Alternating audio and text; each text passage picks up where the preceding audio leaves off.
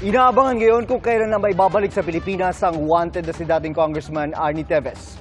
Kasunod ito ng pag-aproba ng Court of Appeals ng Timor-Leste sa extradition request ng Pilipinas. Ayon sa Justice Department, ang counterpart nila na Attorney General ng Timor-Leste ang nagkumpirma sa kanila ng impormasyong ito.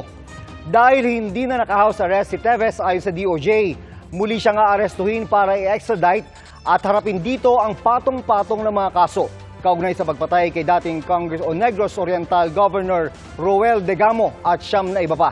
Sagot naman ng kampo ni Teves, pwede pang iapila ang desisyon ng korte, bagay na kanila raw gagawin at maaari pa rin daw silang humingi ng political asylum. Para naman kay Pamplona Negros Oriental Mayor Janice Degamo, byuda ni Governor Degamo, answered prayer ang pagpapa-extradite kay Teves. Naiiyak ako. Yan yung prayer namin. Na managot talaga yung may sana. Face the court, face the people na talagang may ginawa nila ng kasama. It is one step towards justice.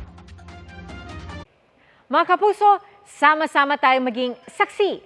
Mag-subscribe sa GMA Integrated News sa YouTube at para sa mga kapuso abroad, samahan niyo kami sa GMA Pinoy TV at sa www.gmanews.tv.